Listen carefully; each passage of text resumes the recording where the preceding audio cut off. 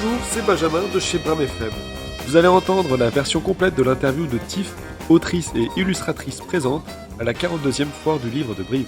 Retrouvez les informations relatives à l'auteur dans la description de la vidéo et les autres interviews dans la playlist dédiée. Je suis actuellement avec Tiff, une autrice mais également dessinatrice présente à la foire du livre Espace Jeunesse. Alors bonjour Tiff. Bonjour. Est-ce que vous pouvez vous présenter rapidement ? Oui, bien sûr, je suis illustratrice dans le milieu de l'édition, donc je fais principalement des couvertures de romans et des cartes du monde, et je suis autrice d'imaginaire. Alors, c'est quoi une autrice de l'imaginaire ? Alors, de l'imaginaire, ça veut dire que j'écris principalement de la fantaisie, du fantastique et un petit peu de science-fiction. D'accord, alors là je vois que vous vendez deux tomes en particulier qui m'ont marqué. Oui. Il y en a une, on voit un bateau, l'autre on voit une femme, ça a l'air un peu mystérieux. De quoi ça traite ? Quels sont les sujets ? Alors, la sous-trame de tous mes livres, c'est le féminisme. D'accord. Donc on va surtout parler d'histoires de femmes. Donc celle avec le bateau, c'est l'histoire d'une femme qui veut devenir la première femme capitaine de son époque. Voilà. Et celle avec le visage, c'est une femme qui doit s'affranchir du rôle qu'on lui a donné, et notamment du fait que, comme elle ne peut pas avoir d'enfant, elle doit faire valoir sa valeur autre que comme incubateur sur pattes. Alors, vous dites que vos livres ont une vocation le féminisme. Et pourquoi cet engagement, et aussi pour qui ? Est-ce que vous l'écrivez particulièrement pour les filles ou également pour les garçons sont intéressés ? Quels sont vos objectifs ? Alors j'avoue qu'avant tout j'écris pour moi. J'ai commencé à écrire il y a très longtemps sur internet d'abord. Et moi ça a toujours été des thématiques qui m'ont parlé par mon métier, par les voyages que j'ai pu faire.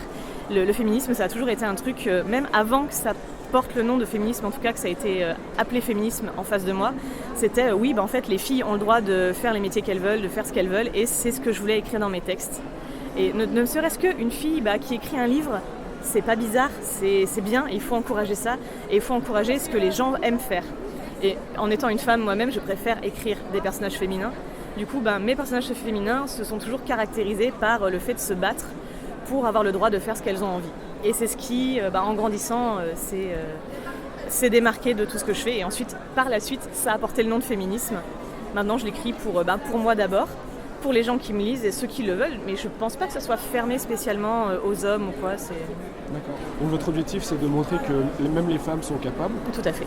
Et justement, la question que j'avais, si elle va nous revenir, oui, est-ce que vous êtes engagé également dans la cause dans la vie de tous les jours, ou alors vous séparez les choses entre votre bouquin Je pense pas qu'on puisse vraiment séparer quand on écrit sur des thématiques, c'est que c'est des thématiques qui me... Enfin moi en tout cas c'est des thématiques qui me tiennent à cœur, et donc je milite tous les jours, alors pas forcément à sortir systématiquement dans la rue pour faire des manifestations ou quoi, mais c'est quand même des sujets dont je débat très régulièrement avec tout le monde, tous les gens de mon entourage, donc c'est quelque chose qui m'accompagne au quotidien. D'accord, et pourquoi les livres jeunesse ? Parce que ça c'est catégorisé là-dedans. Moi c'est comme ça que j'ai grandi, je lisais beaucoup quand j'étais petite, et j'ai été accompagnée par Pierre Bottero qui faisait aussi beaucoup de livres d'imaginaire et qui avait aussi un sous-texte très féministe malgré tout.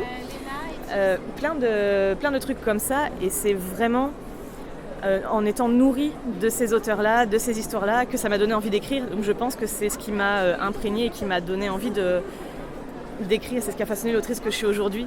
Si j'avais lu autre chose, peut-être que j'écrirais autre chose, mais en tout cas... Et pour le dessin ? Alors ça... Parce que les couvertures sont très belles. Merci. Le dessin, en fait j'ai toujours aimé dessiner. Je dessinais à l'école, je dessinais même en maternelle. Dès que je m'ennuyais, j'avais besoin de m'occuper les mains.